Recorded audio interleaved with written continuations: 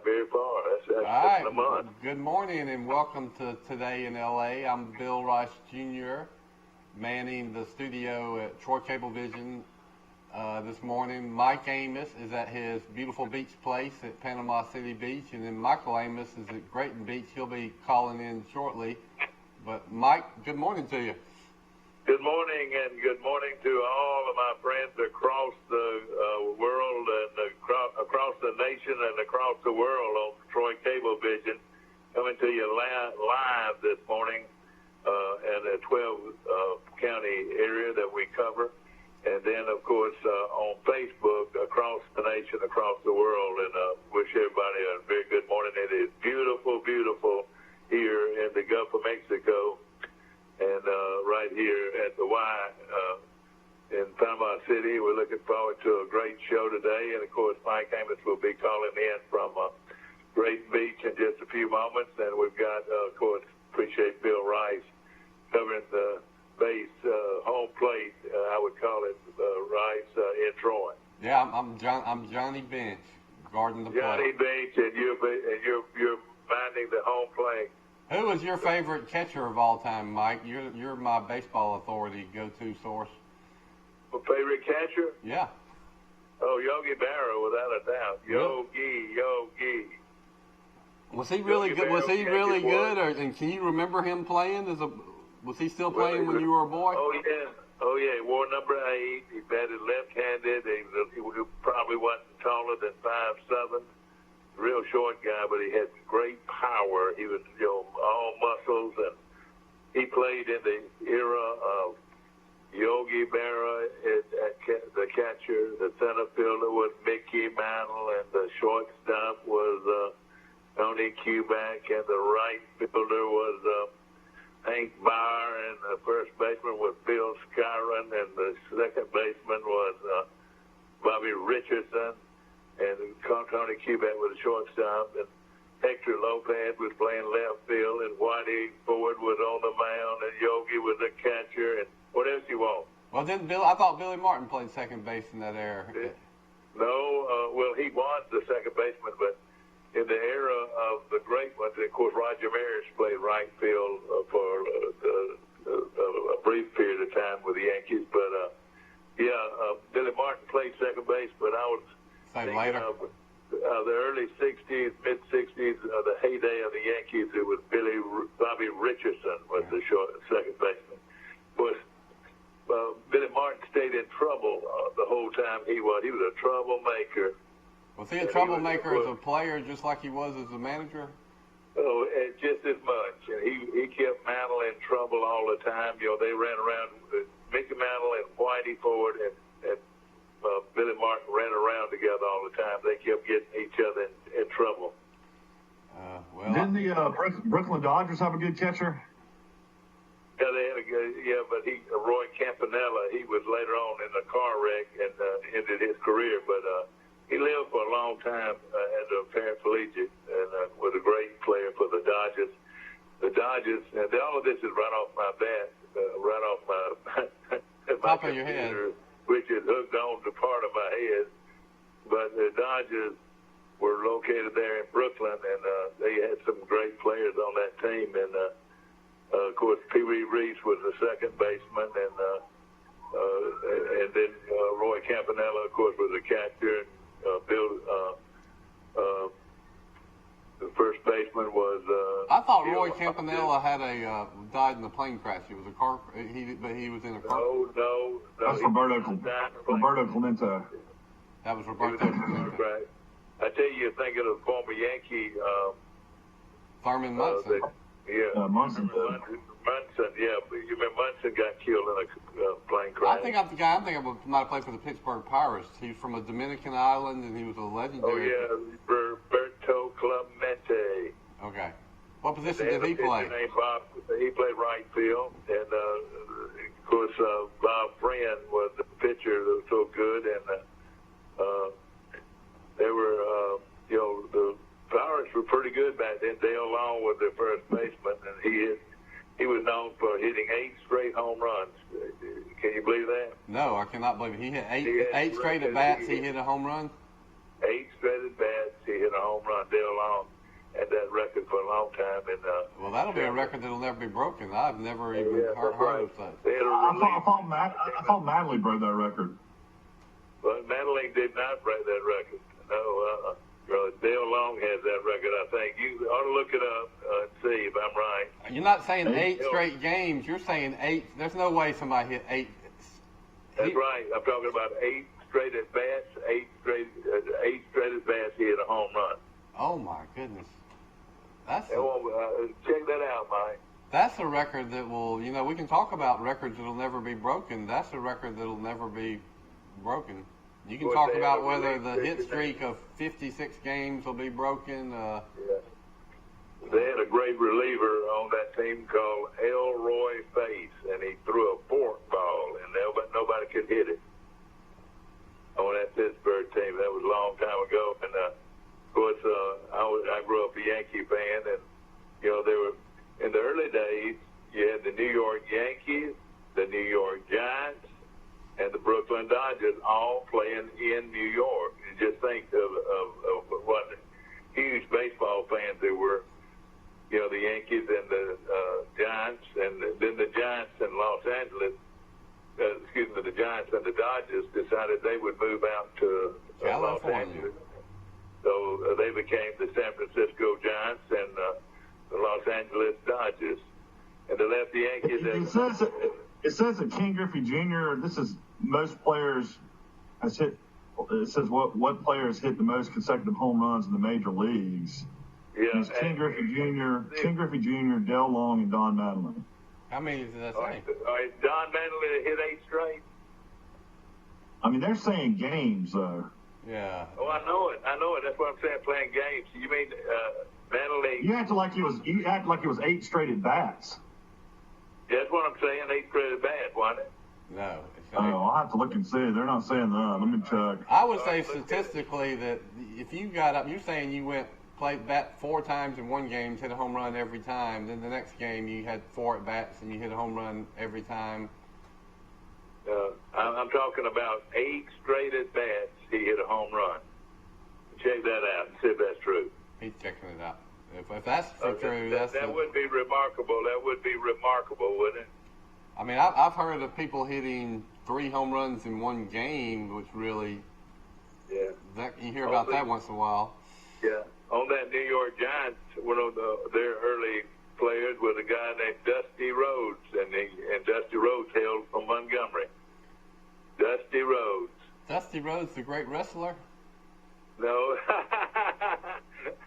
No, but there was a baseball player named Dusty Rhodes that hailed from Montgomery. I remember that pretty well. I watched wrestling on Turner TV, I think the Atlanta TV station in Opelika. I'm sure everybody in Troy did too, because Harold Freeman, he always had the Turner TV, didn't he, before everybody else? Yeah, that's right.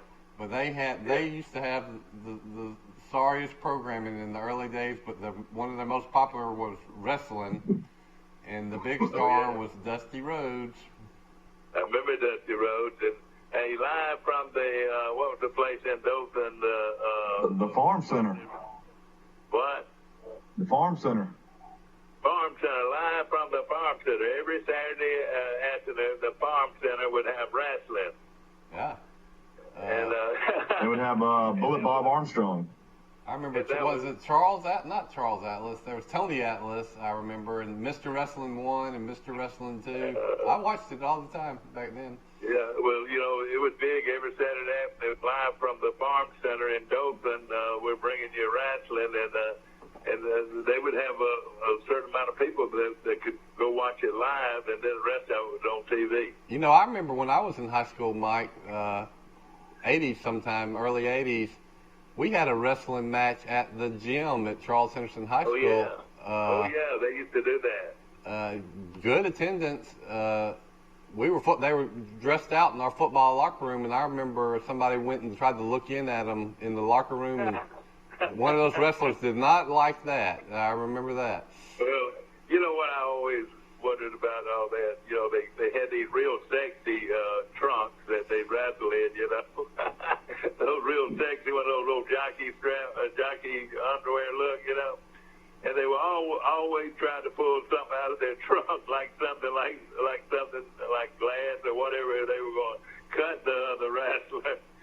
Brass knuckles. Brass knuckles. Constantly be reaching underneath those sexy trunks of theirs for something to cut you with. You know, the other day I never saw it. I never saw anything. We hypothesized on the future of college sports, and I said, 10 years down the road, they might go to pay-per-view games to make the revenue. Yes. But you know who made a killing with that model is this big wrestling producers. All these big matches they do on pay-per-view. It's like the big boxing matches are. Oh yeah. And that's why the boxers, the great boxers, and now these mixed martial arts people, they're the highest paid athletes in the world because they get these massive paydays from these big pay-per-view events.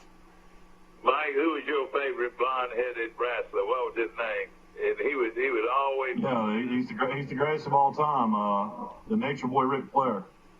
Yeah, Ric Flair. And for some reason, everybody was bigger and stronger than Ric Flair, but none of them were prettier than Ric Flair. And for some way and some reason, he always won. And they call him Nature Boy Ric Flair, wasn't it? Yeah. I saw a documentary on him recently. He has a place down on 30A at Seacrest near Alice Beach. Really? I bet he's going the real fancy upscale gym at Alice Beach where my wife works. And they say he's quite the character, even just in there working out. And he's 73 years old. How about that? And Ric Flair has a place on 38. Alice Beach. Nature Boy is down there with Michael. I bet you reckon he walks down the road there every day showing off or what? Well, I mean, he walks down from Seacrest to Alice Beach. They're right next to each other. You got Rosemary Beach, Seacrest, and then Alice Beach. So I guess he walks over there and uses the gym. The interview with him. Ladies and gentlemen, we're talking to the Nature Boy, Ric Flair, this morning from Apple Beach. And, excuse me, not Apple Beach. Alice Beach. You know, his finishing move was the figure four leg lock. Yeah. Was it ESPN or somebody did an hour or two documentary on him recently that was just fascinating. His promos were unbelievable. These guys worked hard and he lived hard. Well, even though all of it was pretty much fake, the falling and the jumping and the falling wasn't fake. No. They're athletes. Just think about how many people watched it for so many years, and of course it was a huge sport, even at the local level, from the farm center in Dothan, and they always were selling mobile homes over the air. This is the Houston County Farm Center. Yeah, that's right, exactly. Houston County Farm Center, and it's still there. It's got a. Yeah, the legendary announcer was Gordon Soley. Yeah, there you go. He was legendary. There's another announcer now that did the sports for WTVY in Dothan. What was his name? They had it in Montgomery too. You're right. He's on Al Roberts. Al Roberts. Al Roberts did a lot of that. Yeah, he did a lot of that. But it was somebody else. Gordon Soley was the head guy. Who? Gordon Soley. All right, okay. I bet those guys ended up doing pretty well. Nature Boy made a lot of money, but and the thing about it was all fake, but so many people believed in it. They knew what the outcome was going to be. Don't you think? Yeah, Vince McMahon, what was it, about 15 years ago, finally came out and said it was all scripted, and nobody really cared. Everybody really knew it. Well, ladies and gentlemen, like we do every morning, we get on some topic of some local interest, and hopefully some people are getting a chuckle out of that. I know the folks down in Sampson and the folks in Geneva and Hartford used to love to watch that wrestling. And like you said, they used to come into some venue almost every weekend, and it would be all pre-recorded and whatever, and it was a big thing. I just remember going to that one at Charles Simpson High School, and they set up a ring in the middle of the basketball court, and It seems like it was pretty well attended. So. And back to that, finding something in his pants. You know, how many times do you see him reaching for something in his pants, and the crowd's going crazy? He's reaching for something in his pants, and we don't know what it is, but the crowd's going crazy here. He got something in his hand, and what did he got? Is he gonna cut him, or what's gonna happen? It was.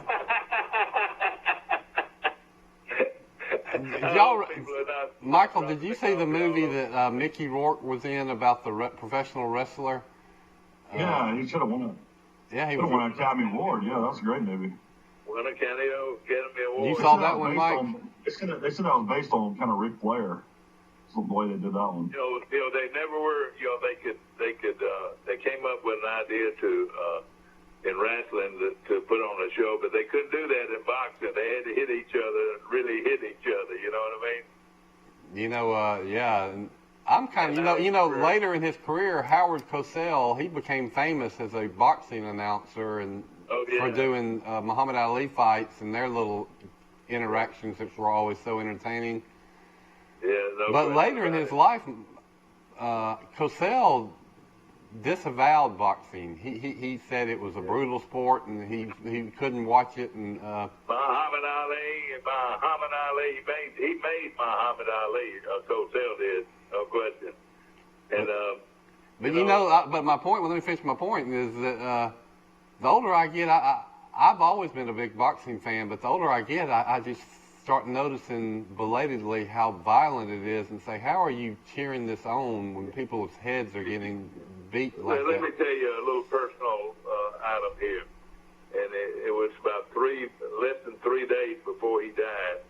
I had lunch with the great Leon Hilliard, one of the greatest men that has ever lived, as far as I'm concerned, one of my role models for life, and great people. Who was the president of the bank and Floyd for many years, and of course coached basketball brilliantly at the high school for several years, and it was just a great role model for everybody. You know what he told me, Rice, sitting at that at Julia's eating lunch one day? No, what? He said, Mike, I don't know what has made me like this or not. I don't know why I'm like this. But he said, I love to watch boxing on TV. He said, I watch as much boxing on TV as I can find on the air. And he got where he loved to watch boxing. This is Leon Hilliard now. And sure enough, he became a huge boxing fan in his later years. It's it's the purest sport. I mean, what can be more simpler than standing in front of somebody and, best man wins?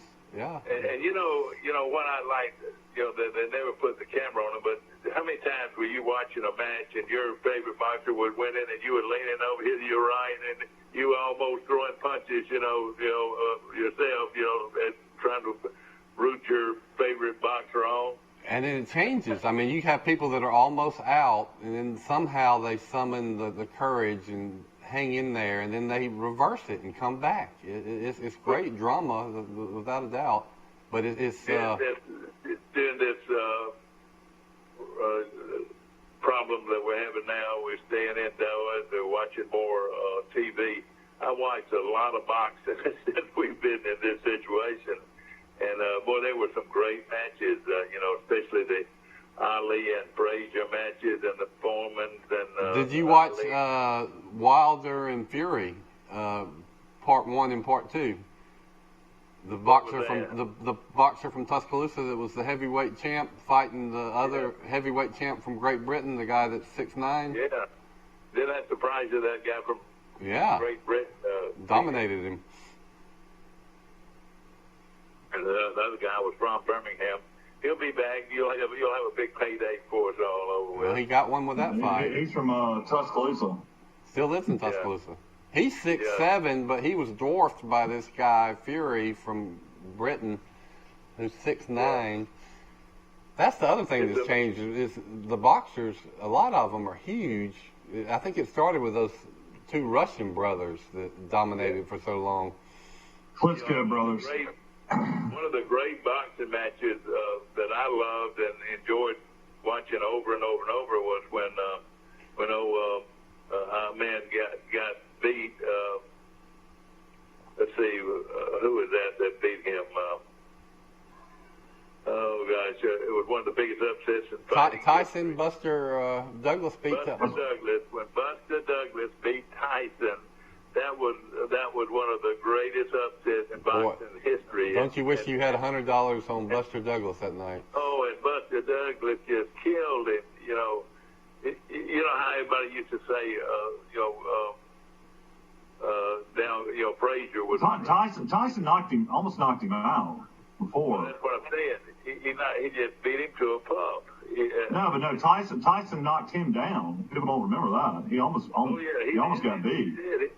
Oh yeah, and Tyson, he was a great fighter, no question about it. And but Buster Douglas just wore him out. Well, he was thought to be invincible, and everybody was scared of him. And then Buster Douglas comes in there, and really, he did almost get knocked out, but he dominated the rest of the fight.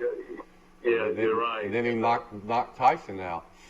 And then another one of the great wins of all time was when Muhammad Ali got into what they call the rope-a-dope against Foreman. Foreman was much more powerful than Muhammad Ali.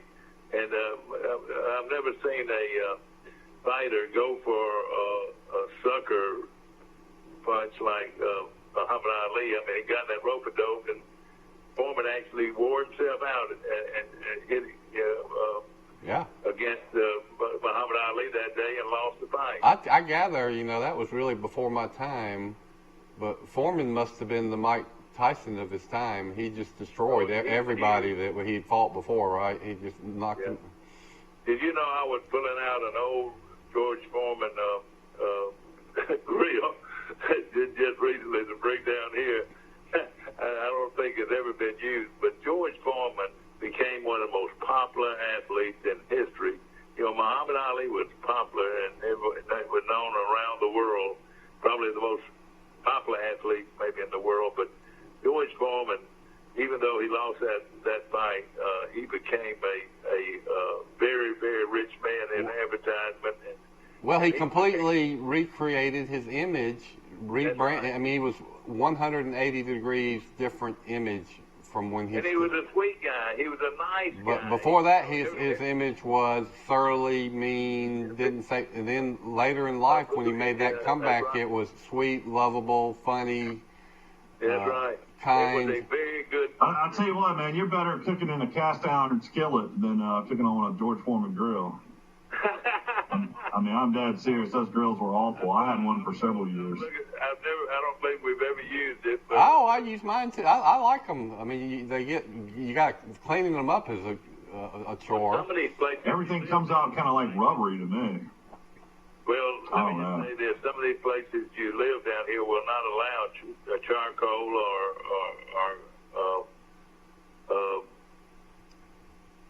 that type of cooking, so you got to have electric grill. How much money do you think George Foreman made on those grills, though? He made millions. 100 times more than he made in boxing. Yeah, exactly. And this guy, our former Auburn tight end, who played Major League Baseball, the Big Hurt, got rich in advertisement too. What do you think? Well, I see him all the time on those testosterone commercials. Yeah. He's a great former Auburn athlete. Of course, the greatest former Auburn athlete. Who would you say that was? Who would you think that maybe had received more fanfare than any of them? It's got to be Bo Jackson. Well, you say Bo Jackson, but there's another guy. Charles Barkley. Charles Barkley. Yeah. Let me ask this: how many people would know who the average person? How many people would know who Charles Barkley was compared to Bo Jackson? Yeah, you're right. Charles Barkley is. Everybody knows Barkley now. He's known all over this country, and is a delightful guy. I like it. I think he might be the most honest guy in an interview of anybody I've ever seen. Yeah, that's what he did. That's his brand. Is he's going to tell you what he thinks, and he's going to do it in kind of a likable way. That's right. He's going to tell you. Yeah, he tries to be a comedian almost. Yeah. Makes fun of himself. And I'll tell you something about him, too. We were over in Auburn one day. This was a heyday of of his college career. And Mike, you remember he walked all the way across the gym to talk to us. You remember that? And on that day. And I said, this is Bo Jackson, who is probably the most popular athlete in the country, and he walked all the way over here to say hello and welcome us to Auburn. You know, I've heard that. Everybody that's been around him said he just couldn't be more gracious and accommodating to fans. I used to see him at bars all the time in Birmingham. He was super nice. He'd buy people drinks. I shot pool next to him one night for about an hour and a half and talked to him. He's nice as he could be. Who is that? Charles Barkley. I shot pool next to him one night in Birmingham for about an hour. People sense he's the real McCoy and a nice guy. He had a fascinating interview on who is the golf commentator that has an interview show on the Faraday. Yeah. Faraday had several shows on Barkley, and I really enjoyed that. Yeah. George Foreman is worth $300 million. I thought it'd be worth more than that. At least that much. And, of course, he was 6'5", at most, probably 6'4". And what made him so great was what? You all know what made him great? Well, he could knock you out with that. With He 2 inches had below. one knockout punch. I mean, he didn't have to draw it way back. He could knock you out from his fist being. Do you fight southpaw? No, Mike, I was talking about Barkley. Oh, I thought we were talking about Foreman's net worth $300 million. Oh, we're talking about Charles Barkley. What was different about Barkley? Yeah, what was different about him? What made him great? He's 6'4.5". If that, they say. Could jump out of the gym. I mean, he had great leaping ability. Even though he was 6'4", 6'5", he could jump out of the gym, and he was so. I tell you what, he could shoot too. If you ever watch old games, he could shoot from outside. He could shoot everywhere. You know what he said in watching one of these documentaries? He grew late, although he never got big. But he always played guard growing up and handled the ball, and then he grew wider and taller and became an inside player. But he still had those outside guard skills to go with that. But I mean, have you ever heard of a 6'4" guy that he would lead the NBA in rebounding at 6'4"? Oh yes, that's right. And see, and he would push people around. He would punish them. He would just could not be denied. There's no question about it. He played hard and he was physical. I watched him in the Olympics. You know, he played on the Olympics a couple of times, and I watched him closely in all those. To me, he played harder in those games than any of his teammates did too. And then, of course, he had a couple of boys from Brantley that were his good friends, and one of them, a good friend, was from Andalusia. Mike, do you know who those three guys were? Man, everybody knows who those guys are. You got Chuck, Wesley Person, and Robert Horry. Tell me who they were. Chuck, Wesley Person, Robert Horry. I can't hear you, Dad, on your end today. You're not coming in very clear for me. I don't know if Bill can hear you. I'm sorry. Do you have your volume up on your phone? Do you hear me now? I hear you. I hope everybody else can hear. Maybe we need to take a commercial break, see if we can get the speaker louder. Oh, well, I've got it louder now. Is that okay? Yeah, maybe that's better. Okay, and of course, we're talking about some of these great Auburn players. We talked about the mask, the mandatory mask in Alabama. Well, we're waiting for you to give us the lowdown. All right, now give us a report on it. I don't know. I mean, I saw articles and people talking about it on Facebook. They're saying that Neemaw's making everybody wear a mask. They call Ivy Neemaw. Neemaw Ivy. Is that what they call her? Yeah. They call her Meemaw. Meemaw Ivy says you can go to Cracker Barrel again, but you can't play the pig game. That's one that made me chuckle that's been going across the internet. You know the little golf tee game that they have at Cracker Barrel? They've taken that away. You can't play that anymore. Blake Crow just chimed in. He says he hears you fine, Dad, so I don't know. Blake Crow from Birmingham. All right, thank you, Blake. At his downtown. Well, here's what I've heard on the, mandatory mask wearing under certain conditions in the state of Alabama. I think those conditions are any group or gathering of 10 or more people, public gatherings. So I can come on the show, I guess, and not have a mask but if you go with pretty much any public place, grocery store, drugstore, post office, you name it, you now need to be having a mask. What I don't know is, what if you don't have a mask? Are they going to arrest you and fine you? I'll just tell you this: if you with this crisis, the way it's getting to be, and you're not willing to wear a mask out in public, something's wrong with you, and you should be fined $100 every time they catch you without a mask. I'm just saying that is my way I look at it. Well, that's the way most of the people are looking at it. You got people broke and desperate, and if they happen to go out and not have a mask on, you're going to charge them $100. Then they gotta buy the mask, and the masks don't work unless you change it every day. So I didn't realize that. I've been using the same mask ever since we got started. Well, it creates worse health problems for you if you don't change it, having all that muck and germs just right close to you. Oh, gosh. I'll tell you what, something's got to happen. There were 70,000 cases yesterday, 70,000 new cases, and almost 1,000 deaths. Well, I'll tell you something good about it is that we've got 70,000 tests have been done. Is that right? Yeah. Yes. 70,000 tests were done worldwide yesterday. Well, if they had 70,000. No, this is just in the United States. Just in the United States, 70,000 tests were done. I wonder how many of them were positive and how many of them were negative. Dad, that's 70,000 people positive. So they probably did 700,000. There's probably about 1 million. There's probably about 1 million tests done yesterday. Oh man, isn't that something? 70,000. I mean, how are we gonna have a football season? We were down to like 17,000, 16,000, 15,200 deaths a day. I mean, I don't see if there's. I mean, the only way I can see this happening now, and I want football more than anybody. I'll go crazy if we don't have football. Is October, an October start date. Yeah, that's. I watched a little of Feinbaum last night, the replay of the show, and it seems to be the consensus that if they do have it, they're going to push it back to October or late September. All right. Let me tell you this. What I said from the very beginning is what we should have done all the days. Just wait till November to start football. I think people, as long as they're going to get football, they're willing to wait till November to do it. November's a good time. It's supposed to be cooler weather during football season. I think it would be great for football season to be from November, December, January. I would say, what about October? None of the players will play.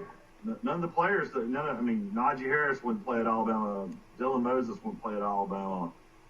Waddle wouldn't play. Smith wouldn't play. All the great players would sit it out because they want to play in the NFL one day. It's too much of a risk. Well, at the same time, though, they've got to be seen by these guys for them to give them big money. Those guys got plenty of tape.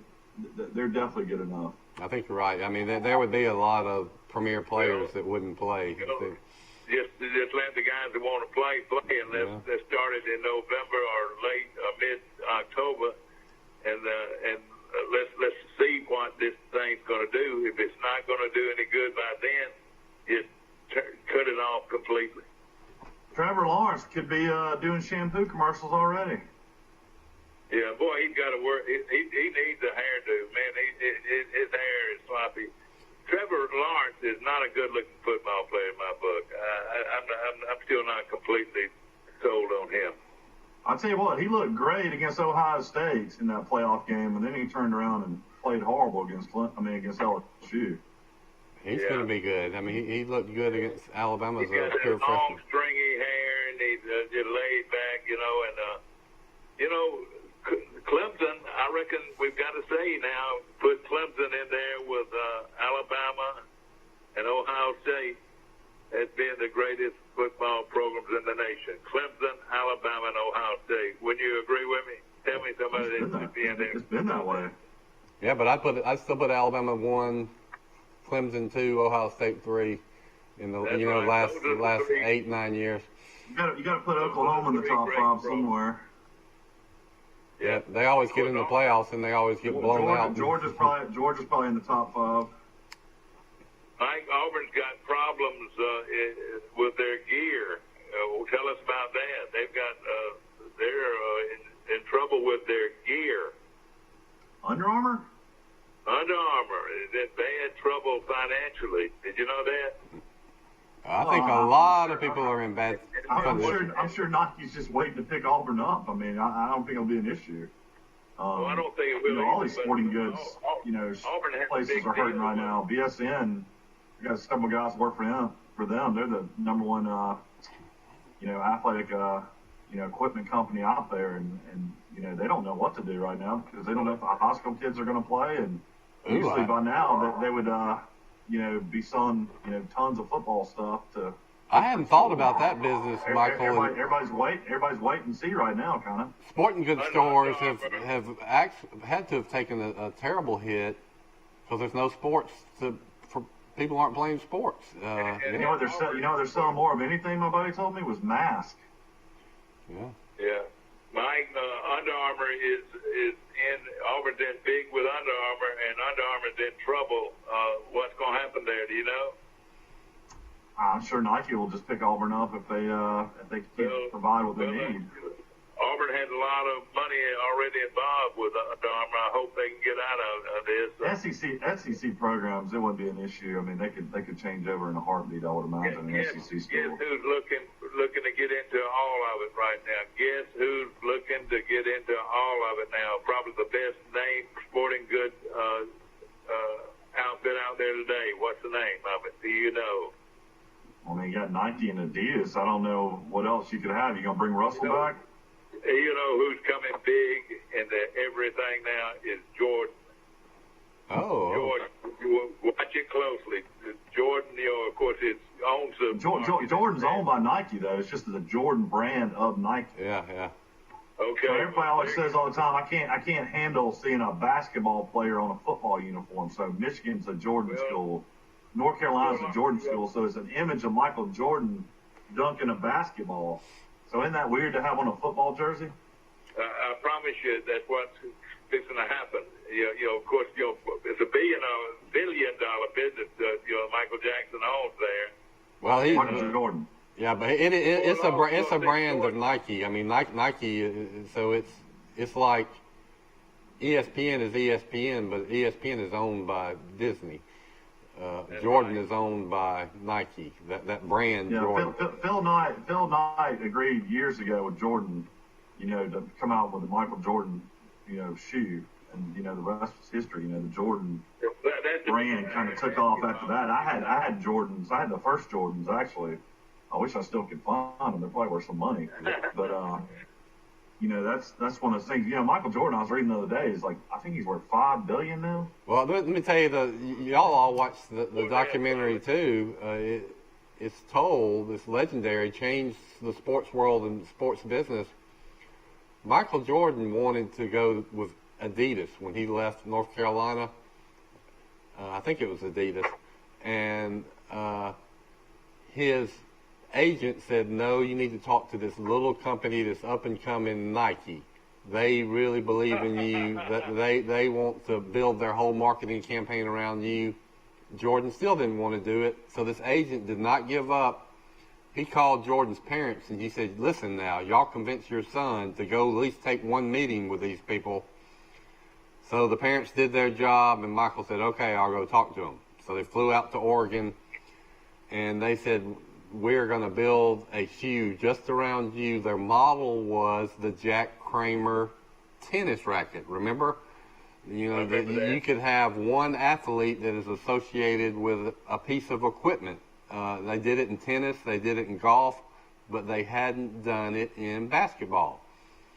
And they came up with the logo. And after that meeting, Michael Jordan said, okay, I'm going to do it. And he is now a billionaire because he made, I think he gets a cut too, he's got pretty much a cut of every sneaker that's been sold ever since.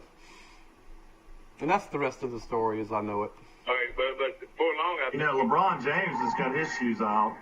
And I know when I was in sporting good business, everybody wanted LeBron's. And then Kevin Durant came out with his shoes. Kobe had his own shoes. I mean, a lot of these basketball players all have their own shoes. I think Kyrie Irving's even got shoes. But it's amazing how much these guys making endorsements. I mean, Tiger Woods, I mean, of course, he went through all what he went through as far as the scandals and all that going on off the course, but his endorsements are all back up again. So he probably makes an additional $200, $300 million a year just on endorsements. Mm-hmm.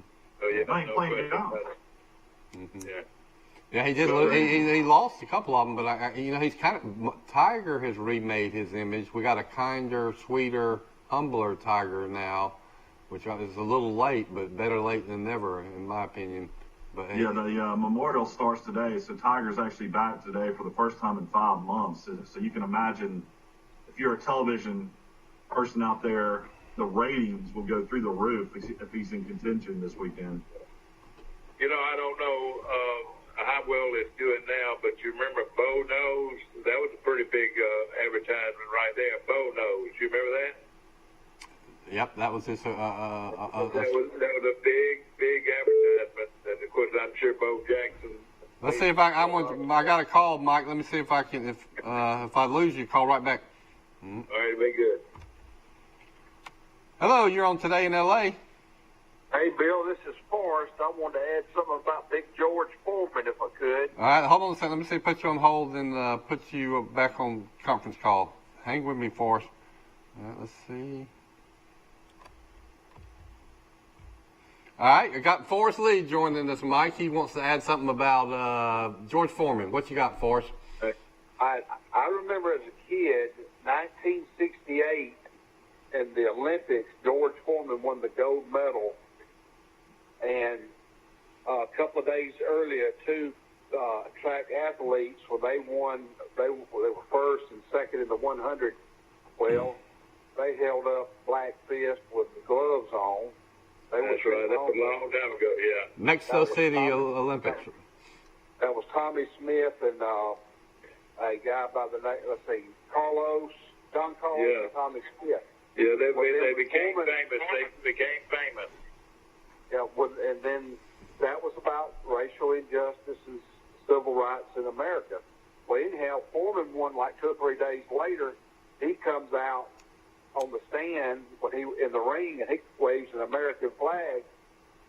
And in his autobiography, now he said that's his greatest boxing accomplishment and the thrill he had in boxing. But he wanted people to know he was from America and Texas. And that's where he came out waving his flag. Yeah. And I've got a picture of that somewhere backed up. And but anyhow, I've always been a big George Foreman fan. But part of the controversy in Zaire, Africa, was that the ropes were too loose, that he felt that he had food poisoning the night before. Now, whether or not that's true, and but Michael, have you heard about Bobby Pierce? Oh yeah. Yeah, he's the new assistant coach at Chipola. Yeah, did y'all bring that out yesterday? No, we were going we to. Talked about it. Pierce is trying to get one more year of retirement, from what I read. So he's going to have Alabama retirement, Florida retirement. He was going to coach at South Walton High School, which is right down the road here. The Seahawks, and apparently his relationship at Chipola, talked to the head coach there, and he had just let go of an assistant, needed an assistant coach, and Pierce is going back to Chipola where it all started. Yeah. Let me tell you a little story. I was on the committee that hired Bobby Pierce to be the baseball coach at Troy. Of course, he came in and did a great job of interviewing, and had the record, and no question in anybody's mind, Troy made a great decision. But also being interviewed that same weekend was the head coach at Chipola, and since then I think he's won about 8 or 10 national championships. I mean, Chipola probably has the best baseball program of any school in the country, and I'm talking about a junior college or Division I-A baseball. It is a great program, and this Coach Johnson, I want to say is his name. Of course, he and Bobby Pierce are real good friends, and I'm sure, like you said, it might have something to do with his retirement. But of course, Chipola, great program, and Bobby Pierce will make it even greater. But Coach Johnson's been there and won a lot of championships. Forrest, you had some information on the high points of Coach Pierce's career at Troy. You still got that? Yeah, well, when he was at Chipola, he was 259 and 92 from 1982 to 1989. Then he went to Alabama, where he was an all-star, all-SEC outfielder. He was at Alabama for about 4 seasons. Then he took the job at the University of Alabama in Huntsville in 1995 and had a 276 wins, 108 losses. And he was hired at Troy University in 2003, the all-time winningest baseball coach in Troy history. He's in the Hall of Fame. He's in several Hall of Fames. But he and his wife, they retired down there close to where Michael lives, and enjoying life. And he's got a daughter, I think, in Huntsville, and 2 sons in that general area of Florida. One that I think works near Florida State or Tallahassee. And then his youngest son, Logan, I believe, does baseball stuff in that area of Florida. Yeah. And fine young man, too. Bobby Pierce was, let me just say this, the worst mistake Alabama has ever made in their entire sports career or years of athletics was to not hire Bobby Pierce. That was the craziest thing. He was a Alabama graduate. He played All-American at Alabama. He led them with the most doubles in Alabama history. I mean, he was a great coach, and for some reason, they didn't hire him as a baseball coach, and I think a lot of it had to do with a coach, Mike. Jim Wells was a coach, and he had retired or resigned, and he was Johnny Williams was up there at the time with Mal Moore. Johnny was associate AD, and of course he had hired Pierce at at Troy. So he had the Pierce connection. A lot of people thought that was a lock, that Pierce was going to get the Alabama job, and then last minute, Wells decides he doesn't want to retire, and when he takes the job back, he handpicks Mitch Gaspard, his assistant, to be the coach in waiting, and the rest is history. Pierce stayed at Troy. Gaspard still at Alabama? What? Is Gaspard still the coach at Alabama? No, he's been gone a long time. No. Alabama's had 2 coaches since Gaspard. Gaspard's I think he's the head coach of Louisiana Tech, maybe. People forget that Alabama had arguably one of the top 3-4 baseball programs in America for about, 5 or so years under Wells, maybe more than that. But it's back when you could hit all the home runs, it's before they changed the bats. Alabama was really good. But it has gone downhill steadily. Alabama's been in the hinterlands of baseball for now at least a decade. Well, they got one of the nicest stadiums you'll ever see, Sewell Thomas Stadium. They totally redid it, and it's incredibly nice. Let me tell you this: one of my all-time favorite athletes at Alabama was a baseball player. Name him, Mike. Butch Hobson. No, not Butch Hobson, but I like Butch Hobson. Dave, you like Dave Magadan, who hit like about 500? Dave Magadan. Later on, in that College World Series that year, he put on a show, and it became one of Alabama's all-time greatest players. And also, and he and Bobby Pierce were very good friends too. Bobby Pierce showed a lot of class doing all that. Bobby Pierce could have made a huge thing about all that, but he didn't, and he retired gracefully, and he's a class operator, no question about it. Bobby Pierce is, no question, and Capola will reap benefits of getting him the coach there for a year at least. Let's we haven't had a commercial break all day, so we need to do it. And Mike, I don't do a good enough job talking about our sponsors when I'm here, so I apologize for that, but. If y'all listen, let's go to a commercial break, and then we appreciate all the sponsors you see over my shoulder. We'll be right back. Have you seen an increase in your insurance premiums or significant change in your insurance coverage? Let Sandbeck Insurance offer you a better plan to suit your business or personal needs. Sandbeck Insurance offers many lines of insurance, whether it's home, farm, or auto insurance, work comp, business, or health and life policies. Sandbeck is here for you. Call or visit our Troy, Enterprise, or Andalusia office today. Sandbeck Insurance, where we take pride in taking care of your insurance needs. At At the Piggly Wiggly, we proudly support our local farmers and bring you the best they have to offer, all at cost plus 10%. When you shop local, you reinvest in your community. Remember, buy local, shop local. Piggly Wiggly, local since forever. A personal touch, a high level of trust.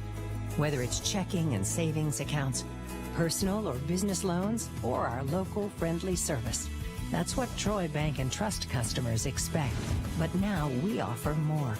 Free identity theft protection for our new and existing customers, protecting your family's time, money, and good name from identity theft. Because protecting your identity is now a big part of our identity. Trojan Auto Parts of Troy, home of Napa Know-How. Stop by and see owners Mike and Melissa Kilcrease and their Napa Know-How team with over 100 years of combined experience. We're the only locally owned parts store in Pike County, and we're fully stocked and ready to serve you. We pride ourselves on being your go-to parts store, not only for the simple items, but we specialize in those hard-to-find items as well. Trojan Auto Parts, the right part at the right price at the right time. Napa, a name you've trusted here in Troy since 1945. Here at Bill Jackson Chevrolet in Troy, we've been doing business the right way for 31 years. But don't take our word for it. We feel our customers express it the best. Been honest in everything we've discussed with them. When they say Jackson Satisfaction, they really mean it. The Jackson Satisfaction. Your time was Bud Casey. Every time I come home from Birmingham, Bud would be in the pool. We're talking about Mike's pool at his house in Troy, and he said Bud Casey. Michael says that Bud Casey used to be over there swimming all the time. I would like to see that. Well, let me tell you this. I went out and invested a pretty good bit of money on a pool cover to cover it up, during the off season. And I think that was 2 years ago. We haven't had it uncovered since. I wonder what that water looks like underneath there. You might as well just concrete it in. Well, down here at the Gulf, ladies and gentlemen, would be a wonderful weekend for you and your family. It is beautiful. It's so calm you could ski out there today. Wow. You see a lot like what you see out here on a clear day and when it's not a lot of waves, you see a lot of these guys standing on top of paddle boards. Is that right? Yeah. Hey, give us a Red Bar update. My wife and I were looking at your pictures and talking about it last night.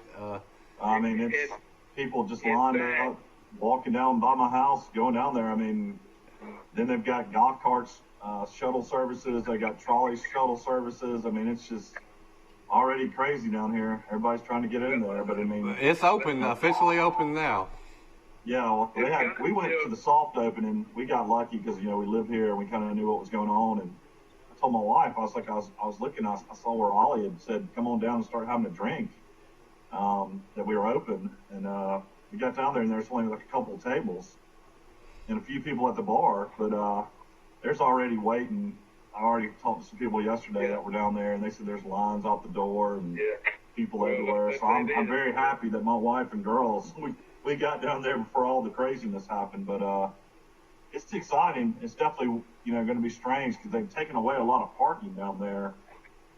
So you can't park in front of the restaurant anymore. So they're basically trying to do shuttles and golf carts to take everybody from the parking lot past 30A down. That's the way it's going to work. It burned down about how long ago? How many years ago? Did what now? How long ago did they have their fire that burned it down? It's right before we moved down, so right around 17 months. Have y'all been seeing the story about that ship in San Diego that's been burning for days? The Navy ship said it's 1,000-degree temperature inside that ship, and they can't put it out. Or I guess maybe they put it out by now. But did it kill many people? I'm sure it was probably a nuclear-powered ship. No, it didn't kill anybody. It injured a few. Everybody got off. It just slowly smoldered. And no, it was an amphibious landing ship. It wasn't like a destroyer or anything. Mike, it's created a lot of smoke, though, in San Diego for days and days and days. There's great news in football for the great Derrick Henry. Of course, everybody loves Derrick Henry. He won the Heisman at Alabama and led the NFL in rushing last year. Henry just signed 4 years for $50 million, $25 million guaranteed. So Derrick Henry hopefully is set for life with the Tennessee Titans. That's what they say in the pros. If it's that second contract you want to get, if you can get that second contract, you're set up for life, or you should be if you take care of your money, which probably a lot of them don't. I bet George Foreman did. This past week, just a couple of days ago, Alabama lost one of the great players of all time, Larry Dink Wall out of Valley High School in Fairfax. He was a great player at Alabama, but he was injured and did not get to play as much as they would like. But a lot of people said he was one of the best running backs that Alabama had in a long time. But injuries kept him from being a great player. But he died recently.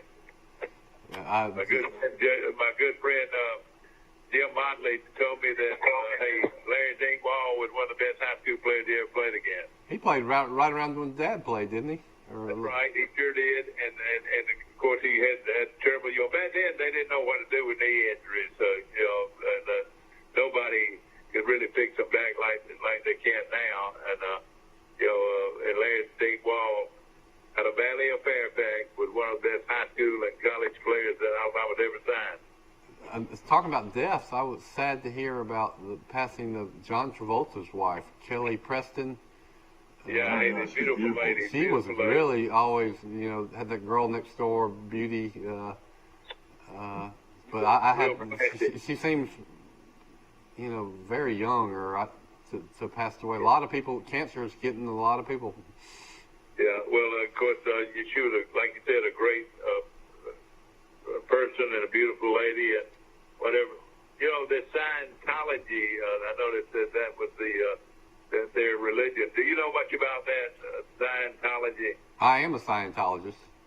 Are you really? No, I'm kidding.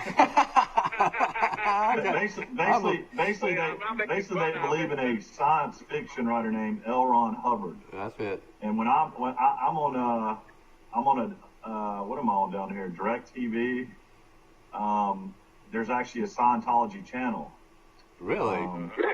Yeah, it's very interesting to watch. But L. Ron Hubbard started this, and kind of the Hollywood, I guess, actors and actresses kind of started getting into it. And Tom Cruise is a big Scientologist, and John Travolta. Bill Smith's a Scientologist. But who now? Oh, I know all about it. There is the queen of the actress Rhimes that was on the Queen of Brooklyn show. She was a Scientologist, and she fell out with them, and she left. And boy, they don't like that. And she started exposing some of their secrets, and they wrote a book about it. And all right, well, that's all I need to hear. You probably don't want to. You don't want to talk about this very much. They'll come after you. Yeah, we love Scientologists. Don't we don't want to do that. And listen, as long as they're, as long as they're worshiping Christ. They are not worshiping Christ. You don't think so? No, I don't. They're worshiping a science fiction writer. Yeah. L. Ron Hubbard. I got you. Well, we do big news announced by the NCAA yesterday. This is important for Troy.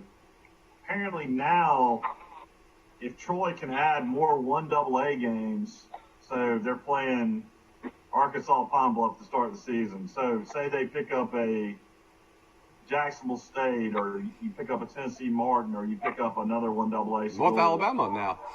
Chattanooga, yeah, North Alabama.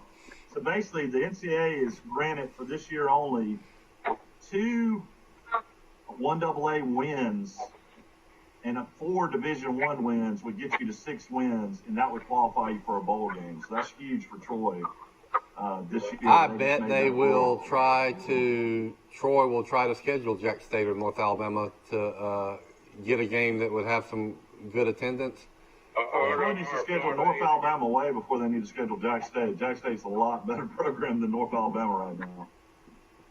Well, let's say this, Florida A&M's another one that you could look at. Right. Yeah, Alabama State. Yeah, you got some options. You got Alabama A&M. You got Sanford. How about Troy Sanford? Yeah, all those are good. Sanford would be a good game. You're right. That'd be a good game. You know, that's big because we talked about it the other day. Troy's in a horrible situation. If all these Power Fives go conference only, you know, Troy's going to lose Tennessee game for sure, NC State game for sure, and then you're in a league that only has 10 teams in the Sun Belt. So that means at best you probably could play 9, maybe 8 conference games. So that's the only way Troy could probably play 10 games.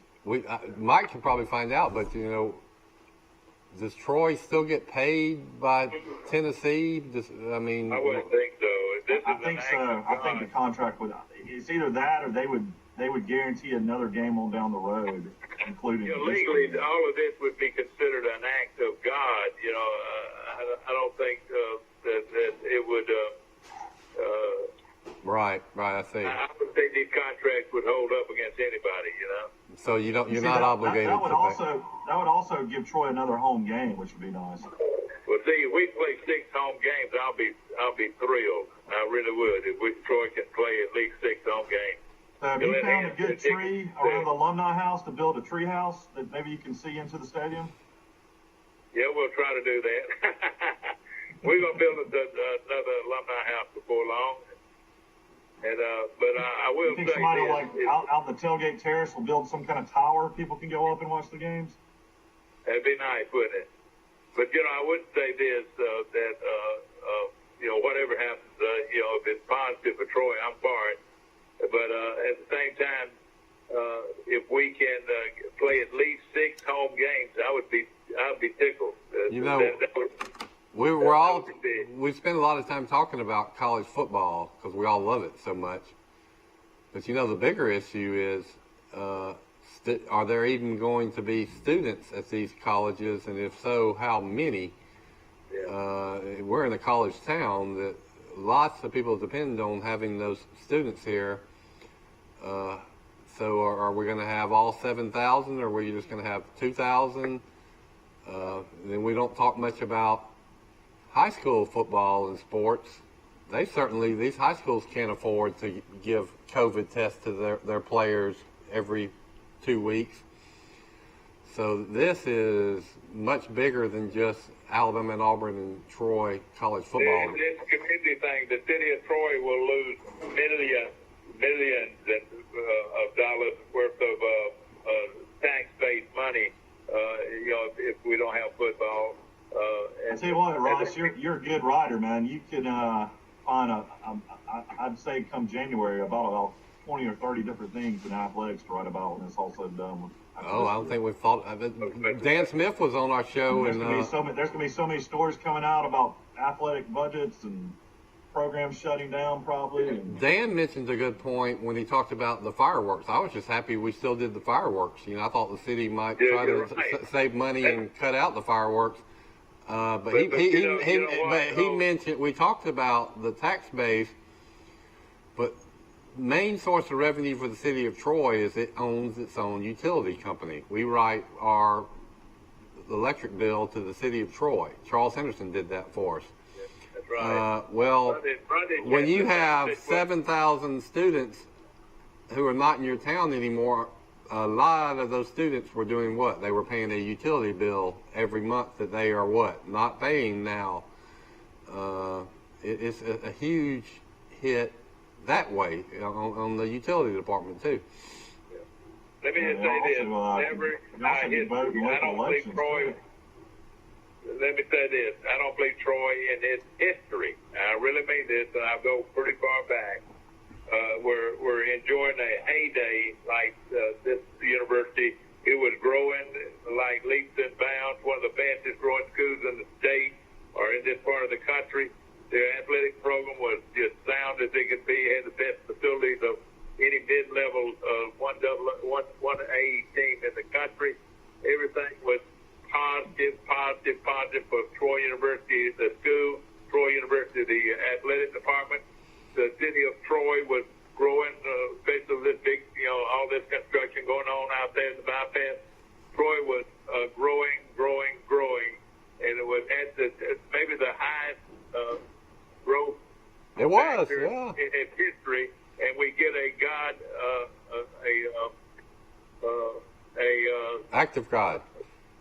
Yeah, exactly. We get a virus that has just shut us all down, and it's going to hurt not only our university but our town. And hopefully we'll be smart enough to get back in and do the right thing. Yeah, we still don't know the economic impact it's going to have, but it seems to me that it's very unlikely we're going to have what was Troy's on-campus enrollment, over 7,000? Yeah, on campus. And Dr. Jack Hawkins and his people have done a magnificent job to put Troy where it is now. And I still the international program, I don't know what's going to happen to that. Yeah. I mean, that's a huge part of our program at Troy is the international program. Just basic students come to school here. Your athletic programs, your band program, all of these going to be hit hard, I'm afraid. I noticed Coach Tuberville in his acceptance speech talked about the China flu. Everybody's blaming China on the flu. Well, I don't think China likes that. Maybe I'm not saying it didn't come from China, but this attacking China all the time. And if China retaliates, one thing they're going to retaliate by doing is telling their students, do not go to America, the college anymore. And it's not just Troy University that has a lot of Chinese students. It's everybody. It's everybody. But that could be I think that I've heard that there's 700 at least Chinese students at Troy University. Well, and we just say this international program, they pay full price too. I mean, these kids pay cash to come to Troy. They're not on scholarship. They pay cash to come to Troy. They pay out-of-state tuition, and a lot of them live in apartments, and they grocery shop and eat out. And they buy groceries. It's just a huge. They probably buy cars or lease cars while they're here. Mm-hmm. Troy's going to be hit as hard as anybody as far as our tax base goes, and we had a strong tax base.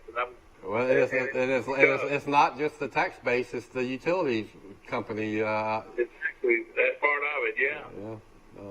What about the Troy City schools? I know down here they've announced, there's 3 different ways that kids can go to school starting in Florida. You can do the online classes. You can go actually to the schools. They'll have teachers, or you can just go back to normal school again. I think you got to wear a mask. And then they give you an option to kind of do both during the week. You can go to school some, and then you can do, online at home. When are they going to make those announcements in Alabama and Troy? Soon, but reading the tea leaves, I think it's the same thing's going to take place in Alabama and in Pike County and Troy. It's going to be a combination of all those 3 measures you outlined there, which is really logistically complicated. It's a mess. I mean, you're going to have people going every day, some going Monday, Wednesday, Friday, some going Tuesday, Thursday, some doing online. Different world, man. That is the positive thing about Troy. Who's going to watch these kids at home is the big question. I mean, people are just paying out the roof for daycare. And people that are going back to work and trying to make money again. And then you got your kids at home still. I mean, I just don't know. I mean, our kids are just going to be in preschool, so we have the option of.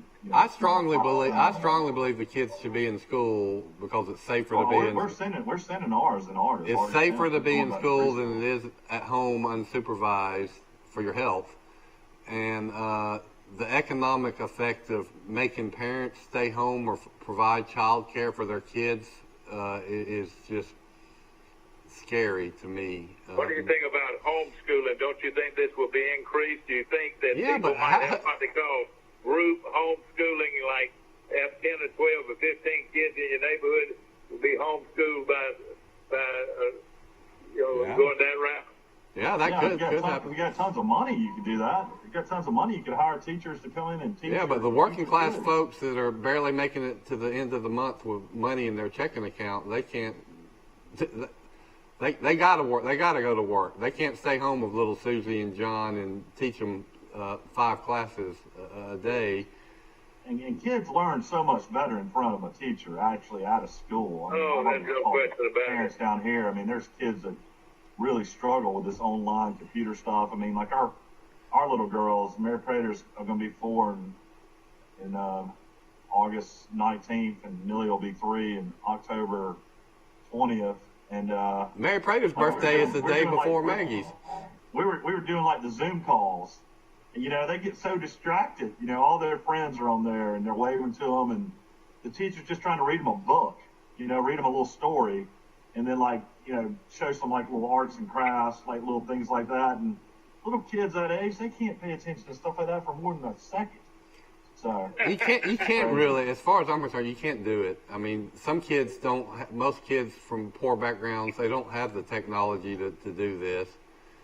Are kids really going to do their lessons if they're staying at home and don't see a teacher? To actually learn and get a real education, you need to be in front of a teacher and have homework and deadlines and tests. But teachers are so important. I mean, not like teachers have never been important, but they're more important than ever now, in my opinion. Let me tell you, the 4-letter word that everybody should be concerned about is safe. Be safe. Whatever we do, we got to be safe, and we got to whip this virus if we can. Well, here's the worry though. You're talking fear. It's spreading fear, and what would the FDR say? The only thing we have to fear is fear. When you talk about all this fear and being safe and locking everybody in their house forever, you have unintended consequences that come from that make you less safe or create other things to be afraid of. So let's don't go overboard pushing the fear, from a virus that we know that the only people really at risk of dying are very, very old people who have other conditions. But I said all that, it's editorial comment, but it's going to happen whether I say it or not. It's the fear is that when you're putting a little meter on the TV screen talking about new cases every minute and it's going up, of course everybody's going to be terrified of their kids or going outside and demanding that you wear a mask. So it's, but what's going to be interesting is 6 months from now, what's the state of this economy? Are more people committing suicide, getting on drugs, abusing their spouses, losing their jobs, stealing, committing crimes, businesses going under, schools shutting, universities shutting, sports programs shutting down? All these dominoes are, man, you talk about fear, that's what I fear, and it might be happening. You're right, and the key, what I'm saying, is be safe, but also, before long, we've got to be able to feed our families, and we don't want to give anybody an excuse to be criminal at all, I wonder if crime is going. It's got to be going up. I mean, it's probably not being. Some places going up, and some places have tighter quarantine, so there's not many people out and about as much. No, that's true. I guess so. You've seen both, yeah. I think. Ladies and gentlemen, we're all opinionated here this morning. Please understand this is not the policy or the actual idea coming from Troy Cable. It's just us sitting around talking just like you sit around with your friends and talk. We hope that you're enjoying our show, and of course it's brought to you by Premier Dodge, Chrysler, Jeep, and Ram truck on the bypass. Right now they've got a sale going on that is the largest ever, and it's their 4th of July. The sale continues at Premier Dodge, Chrysler, Jeep, and Ram truck, and we appreciate Jason and all the great people out there. They've been very patriotic and very strong toward face mask, and so when you're in somebody's business, wear a face mask. When you're at the grocery store, wear a face mask. When you go into the post office, wear a face mask. Wherever you go outside the premises of your own home, you need to have a face mask right there with you. It's mandatory face mask now, so everybody's got to wear one, Dad. The governor said that. I don't know what is the actual rule, right? What is the actual rule? I think you got from the governor. Right. What is the rule? You got to, in groups of 10 in public places, you got to wear a face mask. The only thing I don't know is, you say got to, who's going to enforce it if you don't? Boy, I feel sorry for those police officers that are going to have to come and write you a ticket. How much is the ticket going to be if you don't wear one? What if you can't pay the ticket?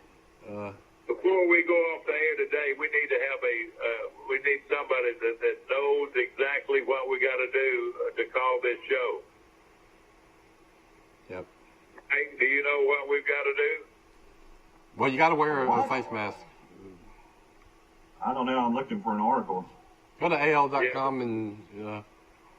And where can you get free face masks? Do you know where you can get them? That's a good question. I mean, people are going to have to pay buy the face mask. You can go online right now, and I guarantee you could Google making a face mask out of a sock, making a face mask out of a bra.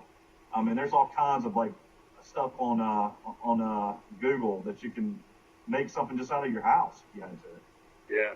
And I'm sure a lot of people are going to make a little money on it, but if it works, let them do it. People are making millions of dollars on it already.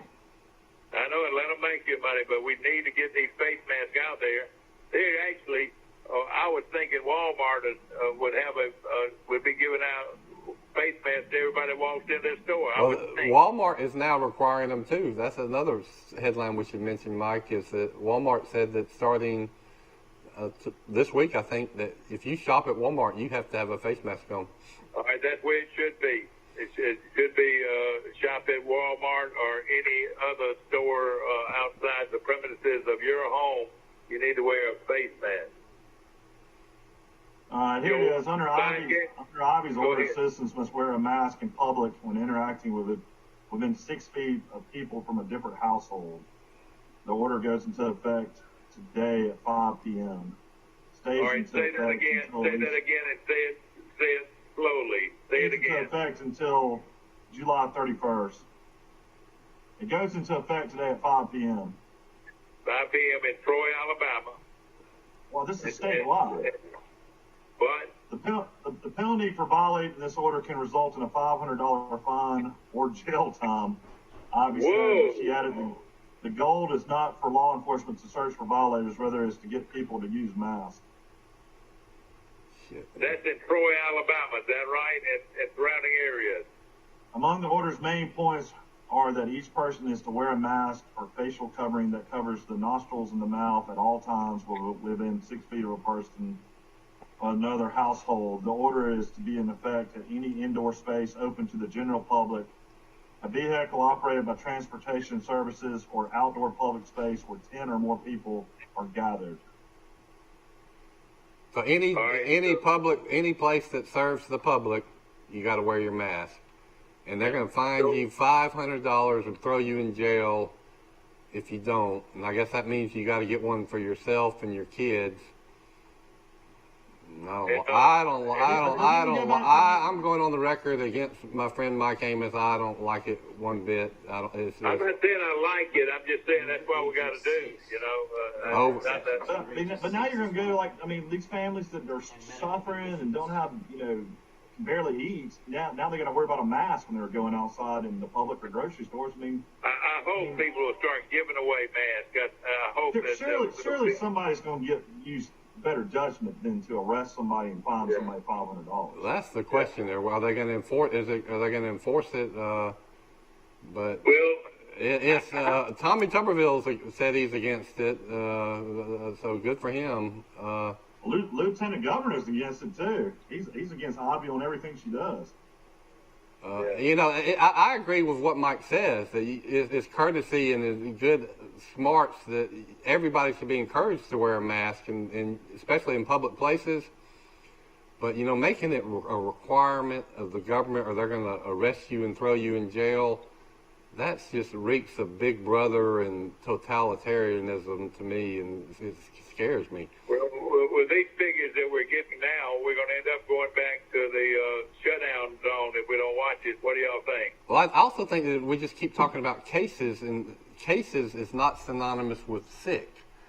The cases to me means that 90% of the people not sick. You know, the governor of Oklahoma just got confirmed COVID. He's a case.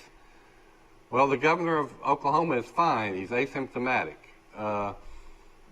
So I still do not see many cases of anybody I know that I'm hearing, oh yeah, Julie's at home and coughing and she hadn't got out of bed in a week. That's sick. I mean, in the Spanish flu of 1918, people would know somebody that, oh yeah, they're sick in bed and really in rough shape. I don't get the sense that this is happening with this thing. Well, you folks that want to know the symptoms, the two main symptoms is the shortness of breath, and then the other would be fever, running a fever. Now, that don't mean you wake up in the middle of the night and you might be sweating. We're talking about a fever. Is that right? Those are two of them, yeah. There's 11 symptoms. They've added body aches, headaches, upset stomach. I mean, they've added several other things that are kind of symptoms now. New loss of sense of taste and smell is that's a big one. Myalgia, muscle aches, fatigue. And if you've got these things, first thing you do, you call your doctor. Now, do we have that emergency number? I don't have it. It's on the bottom. It's on the bottom of the screen. Yep, 670-5409 is the Troy Regional Hotline number. 670. That's very important. Very important, Rice. You're exactly right. 670-5409. 670-5409, and this will give you an emergency hotline to Troy Regional Medical Center. Now, what is Pike County's numbers there, Mike? Do you know? I saw yesterday. Yesterday, I think they went over 500 cases. Over 500 cases yesterday. How many deaths do we have in Pike County? Do you know? I don't know. I think maybe 6 or 7. Well, we don't have that. We don't have those figures, and we've got them somewhere. Well, what are y'all trying to find? You're in Bay County right now, down at the beach. I mean, I know there's been an uptick in cases down in Bay County and Walton County where I live. How does it look?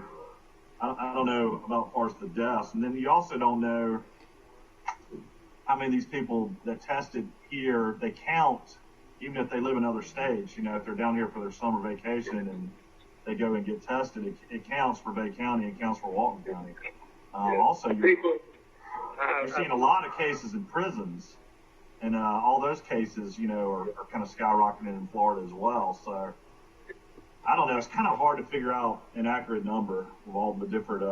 You also got the cases is cases people are positive tests, because a lot of people are testing positive more than once. So you know they get more than one test.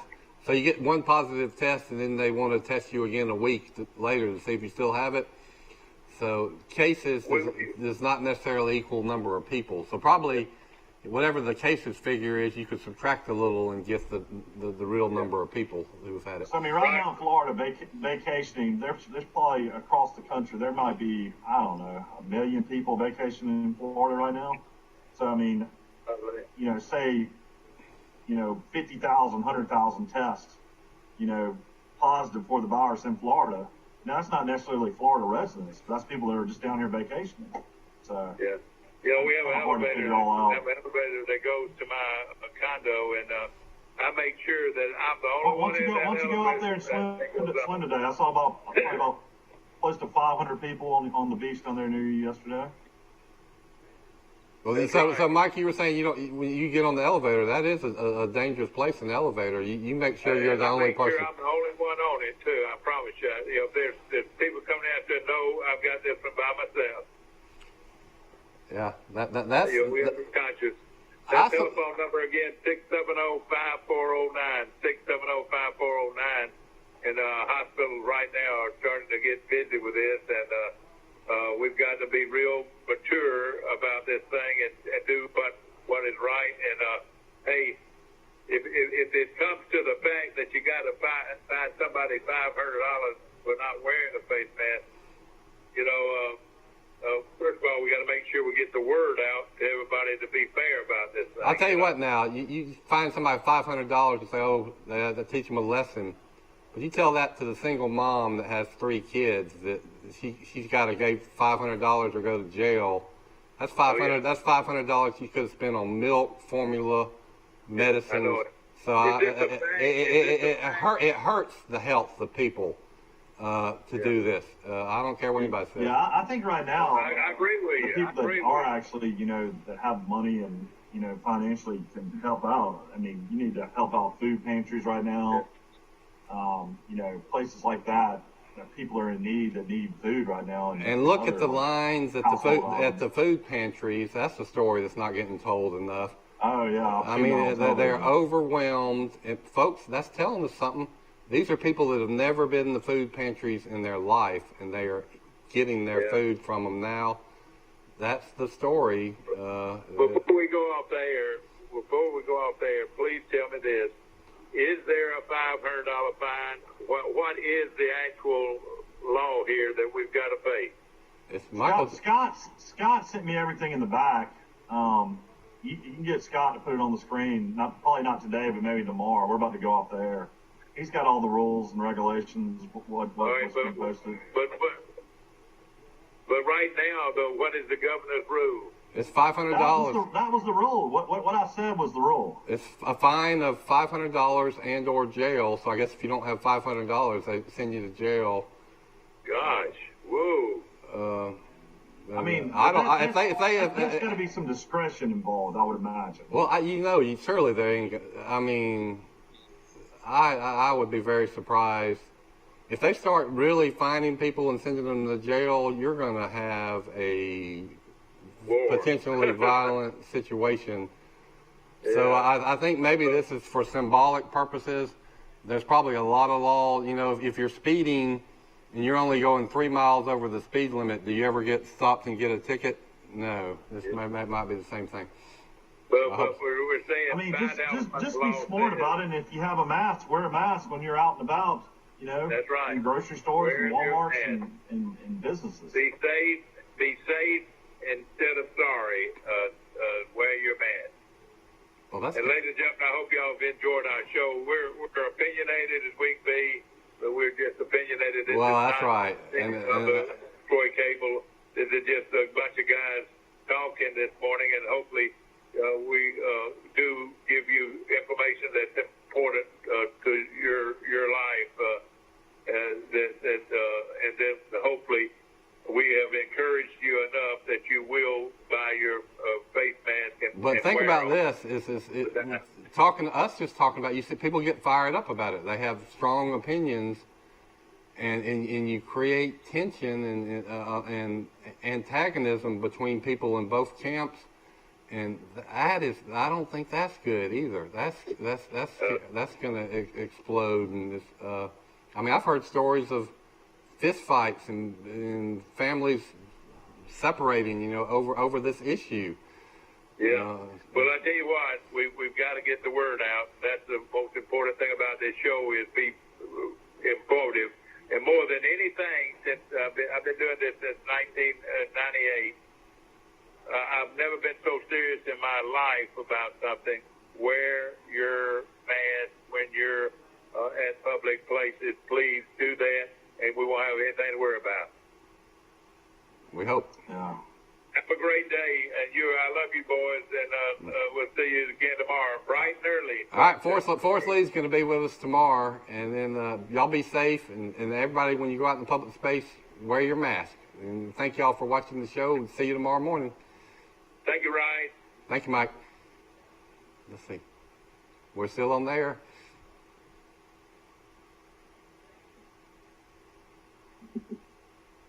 Y'all all right? Everybody okay? Yeah, we're still on there, so I guess I can feel... what else is going on? What?